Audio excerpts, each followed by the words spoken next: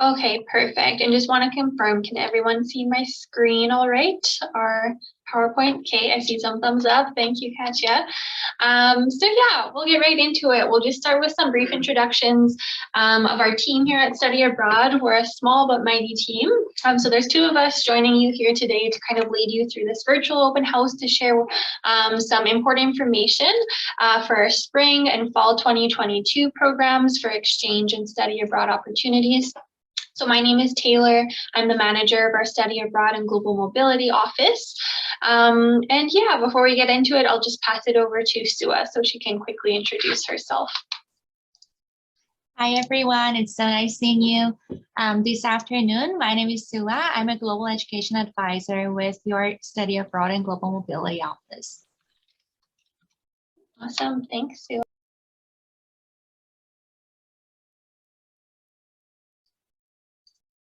I think you might be muted, Taylor. Oh, sorry, I am. Thanks, Sua. Okay, so let's get right into it. Things right now are a bit different with Study Abroad, just with what's happening in the world with COVID-19. This winter 2022 semester, we still have a travel suspension in place for our outbound student mobility, but we do have virtual exchange programming still available, and it will most likely be available in future semesters as well in terms of virtual exchanges. But that being said, we're also really hoping and expecting for a return to in-person exchanges for spring, summer 2022 and fall 2022.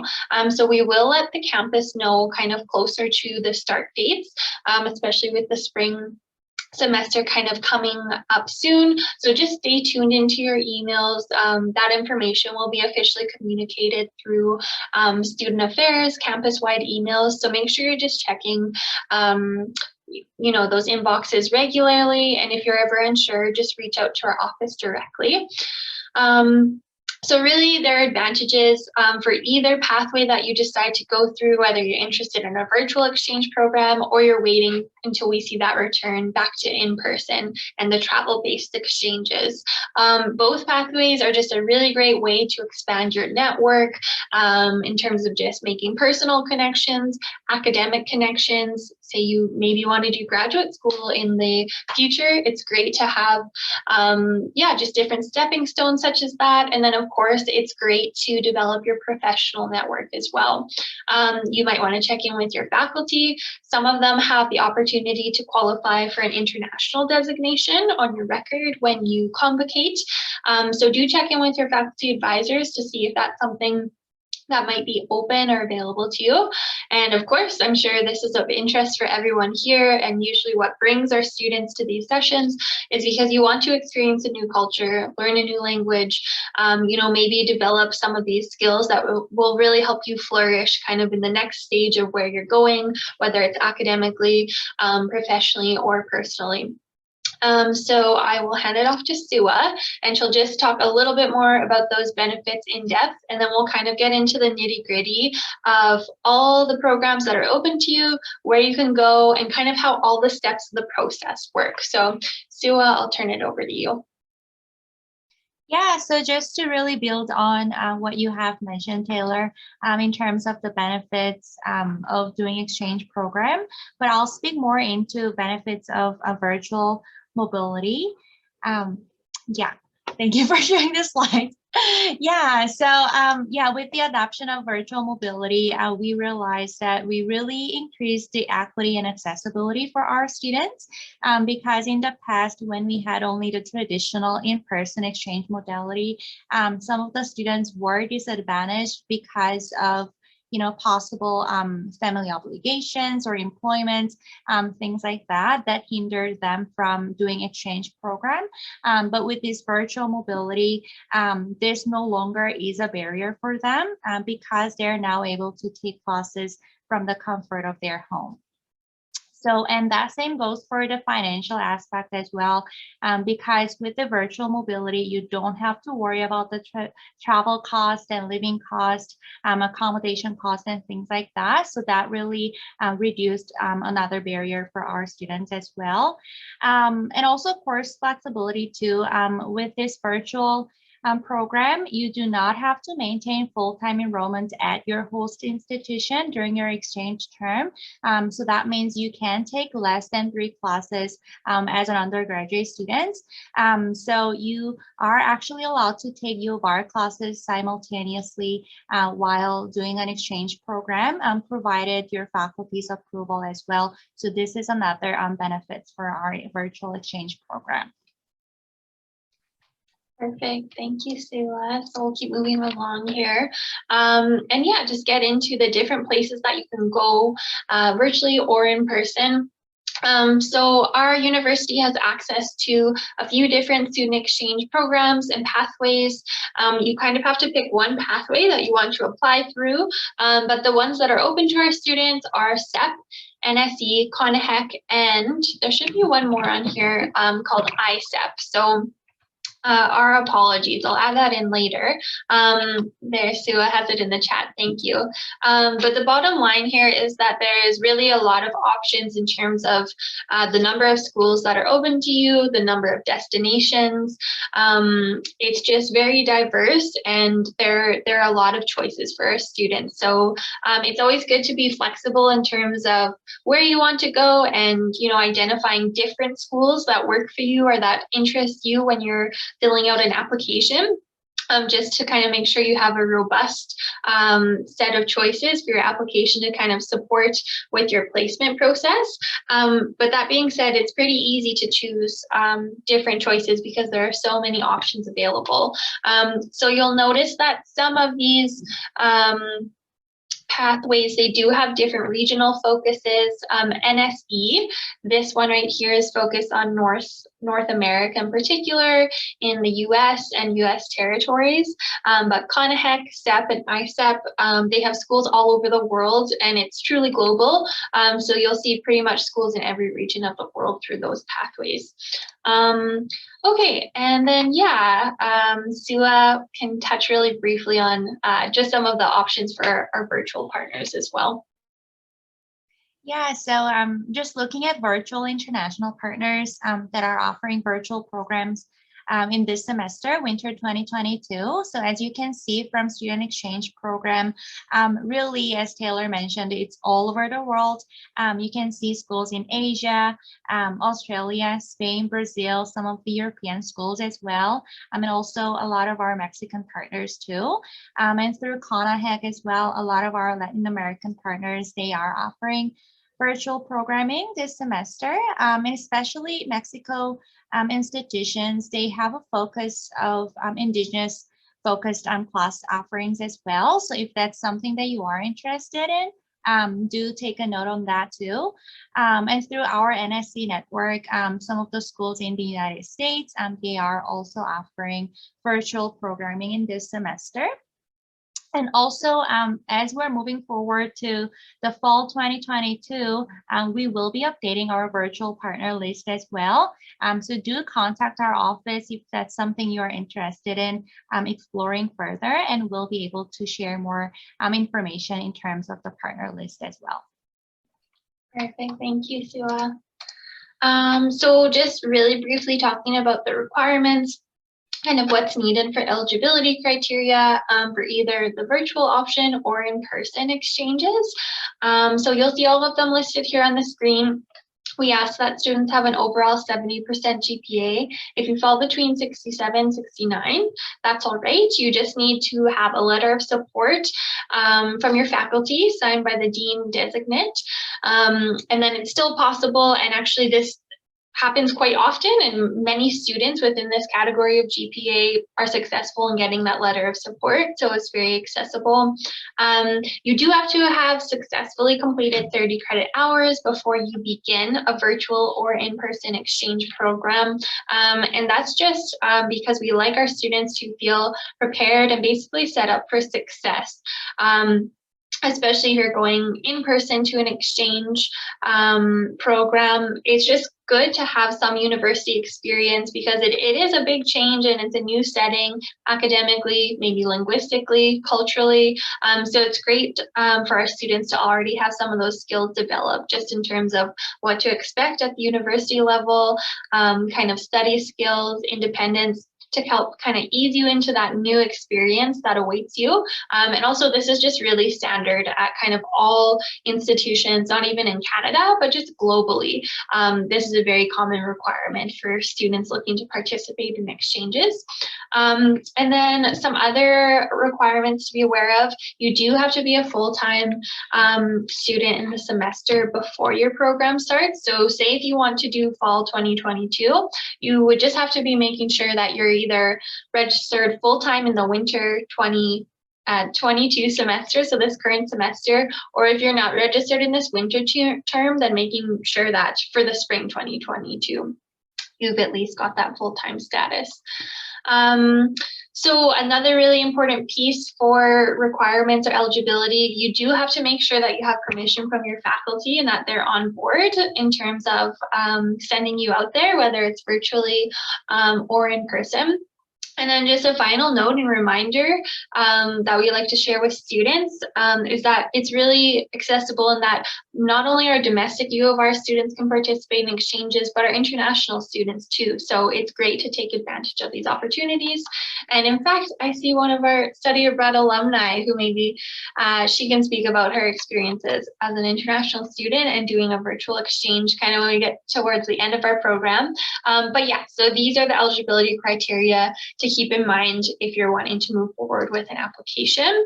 And Sue is going to keep moving along here and share some details regarding fee information. Yeah, so just talk about tuition and fee information here. So in the spring and summer semester, because the summer programs are more specialized, the fee structure itself is a little bit different. So you might be paying the fees to the U of R or to the host school directly, but a lot of cases you will be paying the fees to your host schools. But also some of our host schools, our partner schools, they will be offering tuition waivers depending upon which program you choose to go. Also, some of the programs are rated at a very reduced rate. So that's something that you can keep in mind if that's something you're interested in. In our fall and winter semester, very simple. You will be paying the same U of R tuition based on your faculty's rate. It is a pay per class model, so you will be paying the fees based on the number of classes or the credit hours that you will be taking from abroad. But we do have a requirement, as I mentioned earlier, in terms of maintaining full-time status for the in-person exchange students. So you do have to take 3 classes as a minimum if you are doing it in person. But again, for virtual students, you do have a flexibility of taking less than 3 classes and also take U of R classes simultaneously, provided your U of R faculty's approval. Also, we do have an application fee. So if you are going through one of the NSC SEP CONAHEC program pathways, you will have to pay a $250 Canadian application fee. And if you are looking at ISEP program pathway, you will have to pay $100 non-refundable application fee and also $395 US dollars again placement fee as well upon securing your placements. Perfect. Thank you, Sua, for those details. So let's keep moving along. Relevantly following, tuition and fee info, we also want to give you important details about different scholarship and funding support that is available for our U of R students. So first off is our Global Education Scholarship, which is from our UR Study Abroad office. It's valued at $1,000 and it is exclusively for in-person exchanges. So it will be available only once travel is permitted again. And again, we're hoping that will happen for spring 2022. And we're certainly planning and accepting applications at this time. So this scholarship application is actually provided to students in their acceptance package once they've been successfully placed at one of their host schools and just in their general acceptance package from our office. So as long as you meet the criteria for the UR Study Abroad program in general, you meet the criteria for this scholarship as well. So it's quite an accessible scholarship, and we really encourage students to apply for it as well. And then Global Skills Opportunity. This scholarship program is very specific to our Canadian undergrad students and PR residents. That being said, it's still a really good opportunity, and we really encourage our Canadian PR students to apply for it. There's prioritized funding for Indigenous students, students with disabilities, and low-income students. You have to make sure that you get faculty approval or that your exchange program is going to be credited on your academic record in order to be eligible for this award. And yeah, the amounts kind of vary depending on your program length, whether you're doing virtual or in person, whether you identify as a target group, or if you don't, you're still eligible to apply. So we have very specific information on kind of the whole GSO scholarship package and the application steps and the specific amounts that are available for students. But it's a really great opportunity, and we really encourage students to check it out and look on our website. We can provide the webpage in the chat maybe later at the end.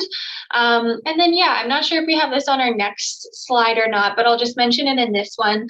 There's still lots of other international and travel-based awards just within SAMS, or the Student Awards database, whether it's in your faculty or from external donors. So definitely take the time to go through the SAMS database.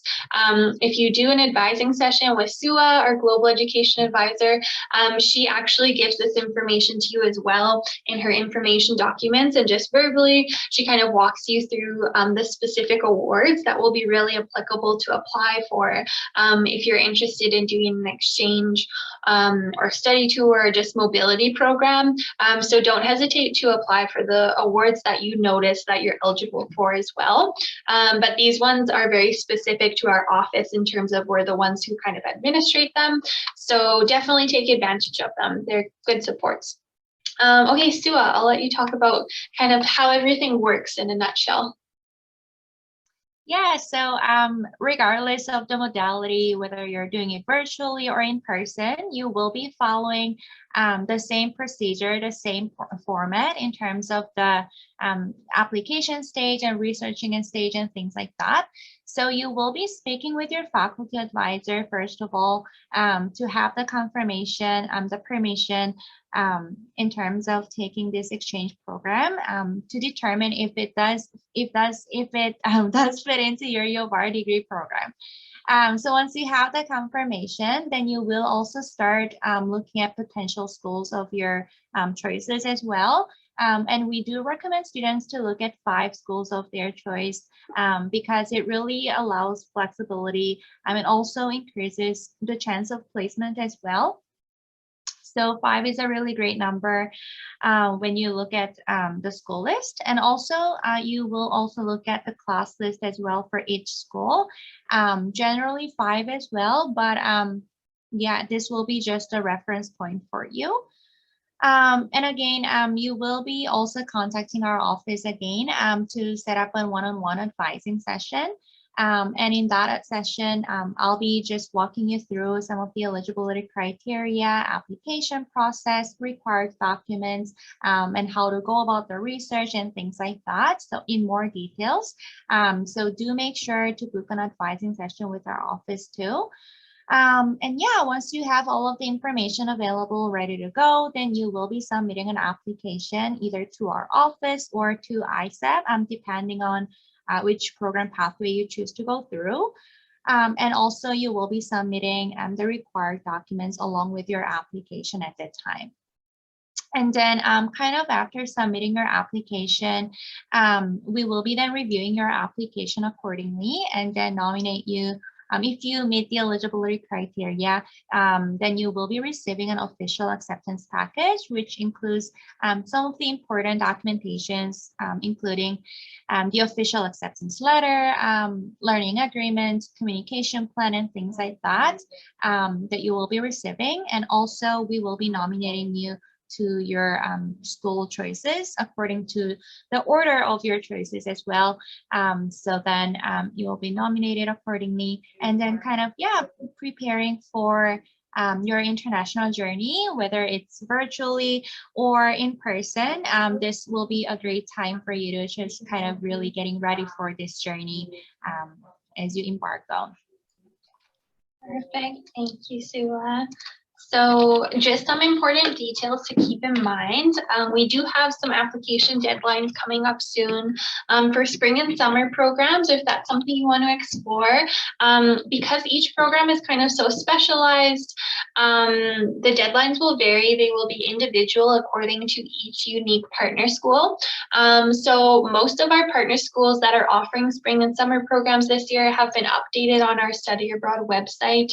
Again, we can put the webpage in the chat here soon. So if you just click on the individual links, you'll see the host school will say what their application deadlines are. If you're not sure, you can't find that information, just reach out to our office and we can confirm that for you. But generally, you'll see the deadlines kind of just changing depending on when the actual start date of the spring summer program is. But generally, it's anywhere from like end of January to end of May. But again, it will depend like if the program starts right in May, if it starts in June, July. But yeah, just check in with our office if you're having trouble really clarifying the application date, but they will vary based on the school. So for fall 2022, the application deadline is coming up really soon as well, February 15th. So we do still have some time, and there may be the odd case where we might be able to accept extended deadlines, but generally this is kind of the strict one that we have to follow and what is our application call out. So if you are interested, really do get in touch with our office so that we can give you all the details you need to kind of help you prepare for that deadline, or at least work really closely with you to help identify what host schools you're interested in and if there's any wiggle room on those application deadlines. If you are thinking kind of more long-term, for winter 2023, which it's never too early to start planning for study abroad, in my opinion, because there's lots of things to consider.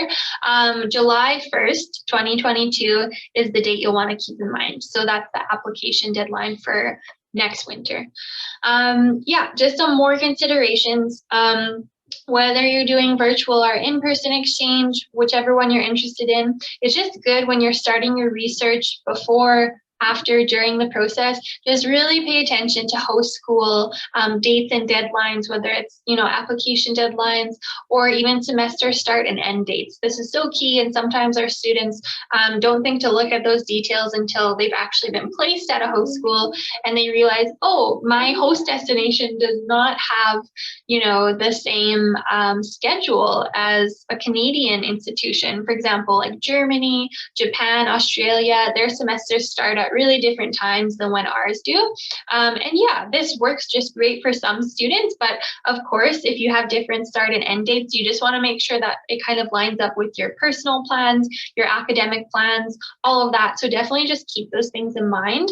If you are doing virtual, just determining or considering whether your classes will be asynchronous or synchronous and kind of time zone differences. So again, if you're trying to find that information when you're doing your own research and you need help, that's where we come in and we can help you confirm with the partner schools if you're having trouble accessing that info.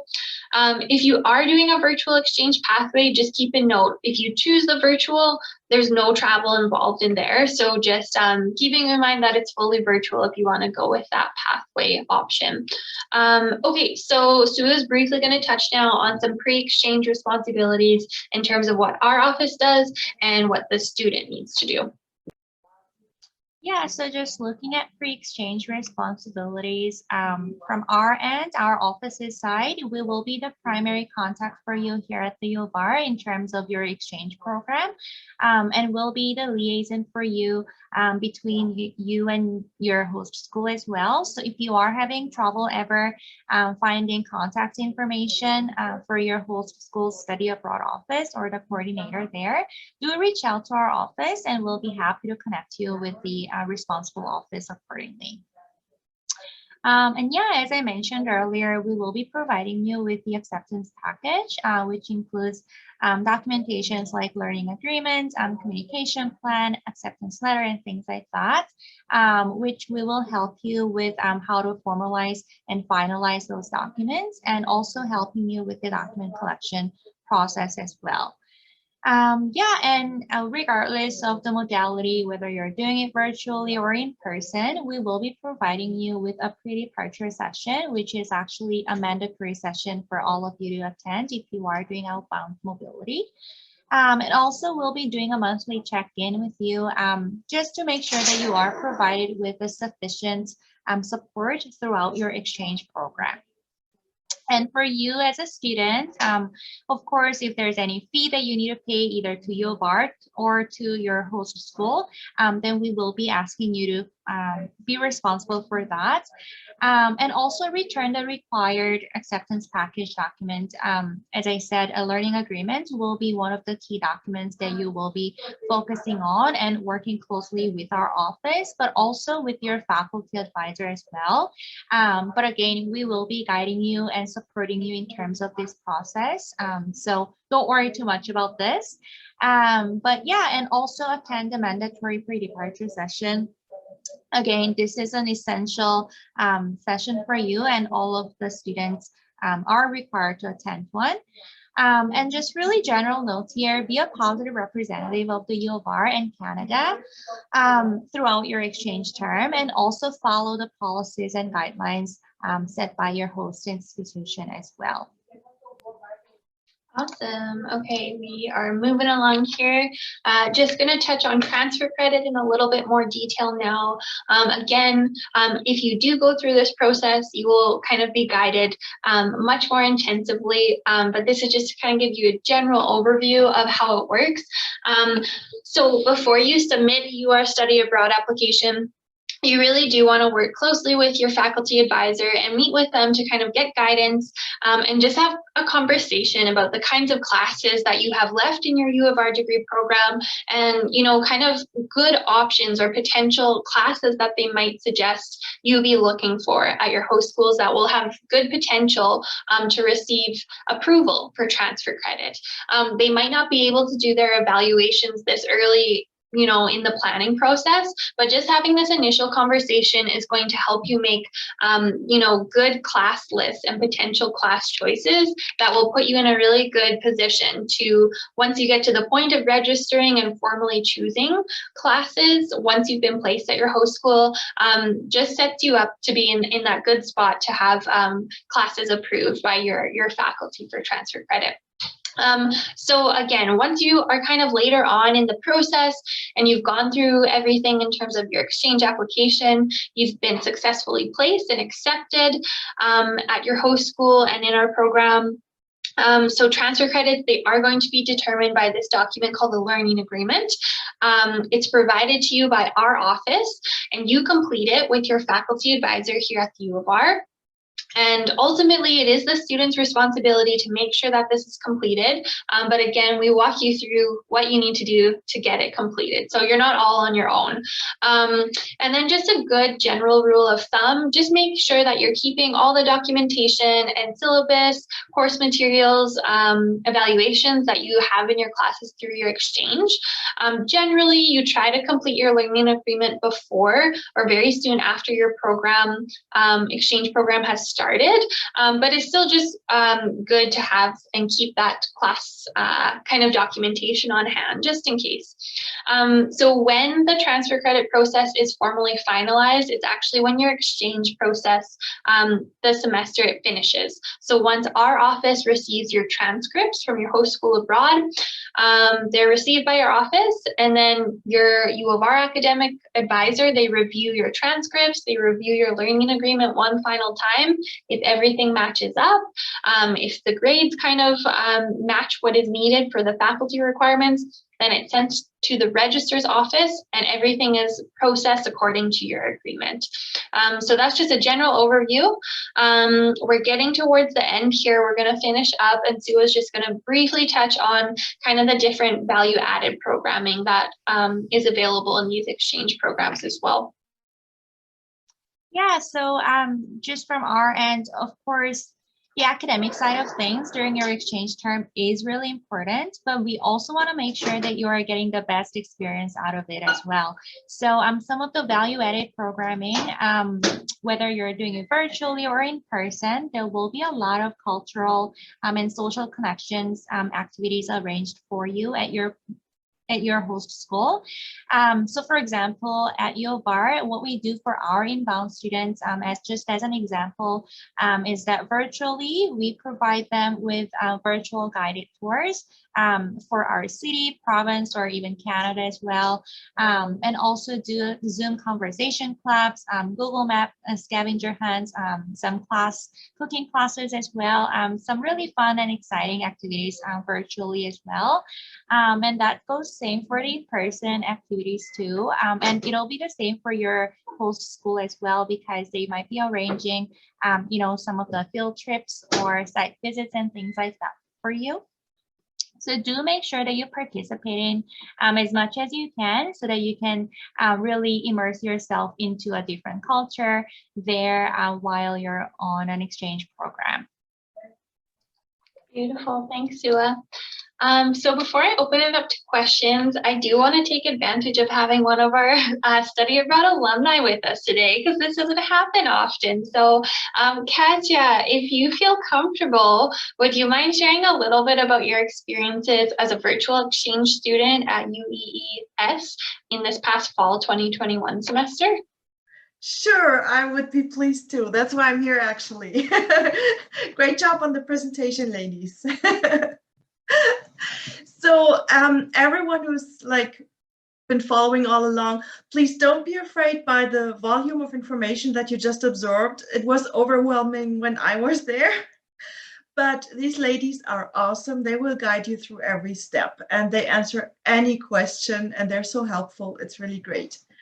So to explain a little bit, I have participated in the virtual exchange program last fall, and the UES University was, well, it still is, in Ecuador. I was kind of being a bit difficult in the beginning, because before going on this exchange, I was in co-op, so I was still working until the end of August, which quite limited the availability of universities, because most of them started mid-August. And I simply couldn't do that. So this is really important for you guys to watch out for. Consider the start dates, the end dates, and really watch out for that. With that being said, I had a smooth start, the support from mostly Taylor, because Sua wasn't in the position yet, but actually both of you, was really great. And they immediately made the connection with the study abroad partner at UES. She was also very great. So lots of support from all sides, which is awesome. So during my virtual exchange, I took 3 classes at this university. Classes that I would not have normally taken here at the U of R, first of all, because they are not offered, but also second, because, I don't know, they sounded interesting. And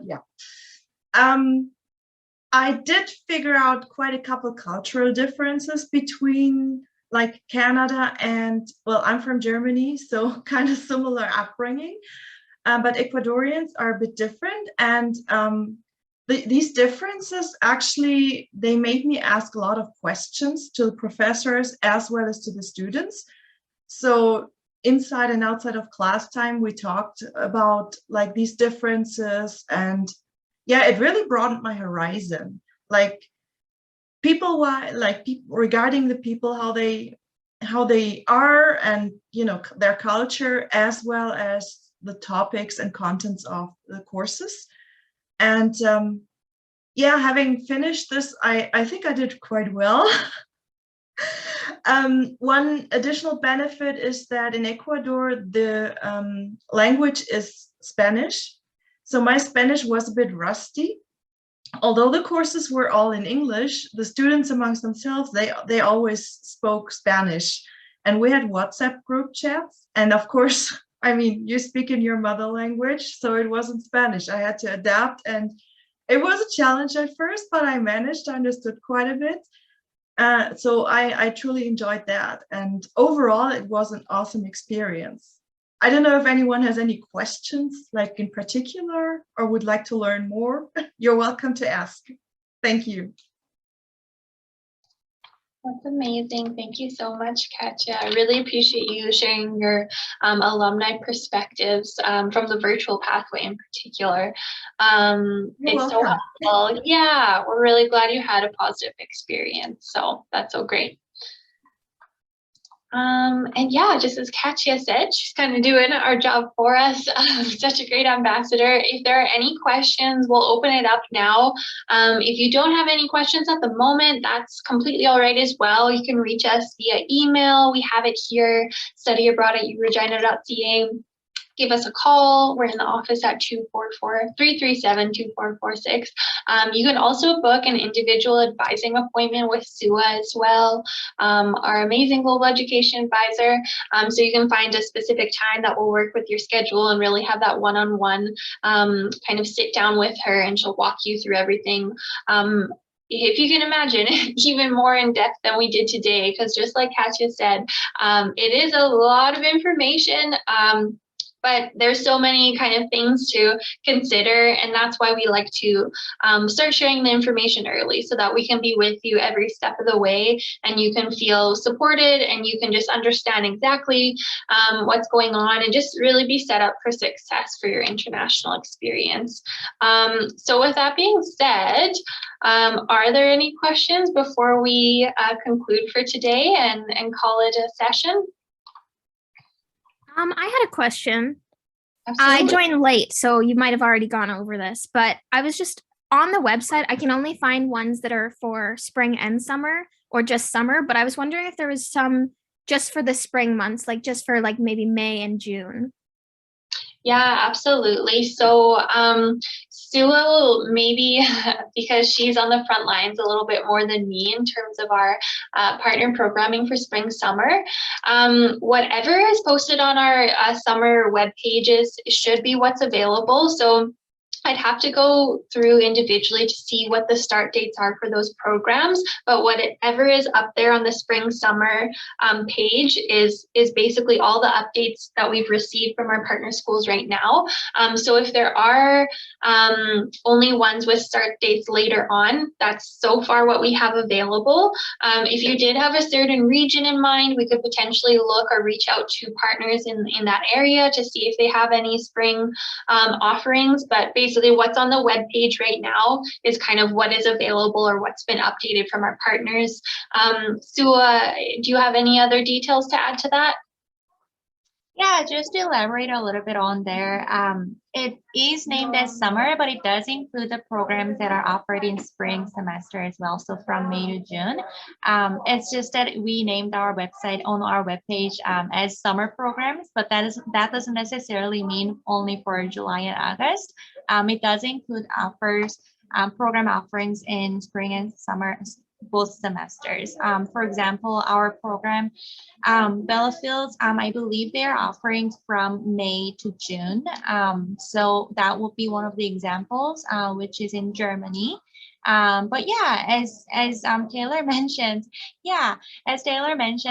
those are the programs that are available this semester, and it will keep updated as our partner schools share more information with our office. So do check in with this page, or also with our office as well. Just shoot us an email, and we can also confirm more program information for you as well.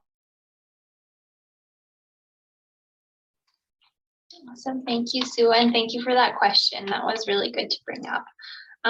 Any other questions before we conclude? Good afternoon. I have a question. I'm an exchange student here, and I'm just interested, may I also participate in study abroad programs? So are you an exchange student for one semester here at the U of R incoming? Yes, I came from Japan. Yeah, unfortunately, this session is geared towards our U of R students who are looking to go outbound. So how it works is you would actually have to work with your home school to see if you want to do another exchange outside of the U of R. That would have to go through your home or your base institution. Does that make sense? Yeah, okay. I actually think so, but decided to ask one more time. Thank you. No worries. You're very welcome. Any other questions, concerns, comments?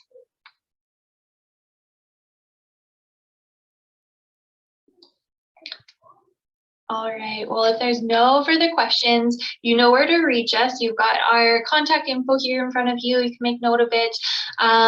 Yeah, we're very happy to help.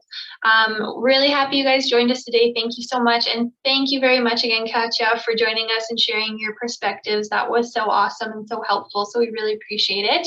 But yeah, contact us anytime. We're really happy to support and definitely take advantages of these opportunities. They're life-changing. We speak from experience ourselves. We've had these experiences. So reach out, open your world. You won't regret it. So thank you so much, everyone, and have a great day.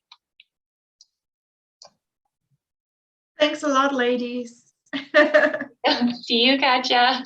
See you. Have a good one. Thanks. Bye. Thank you.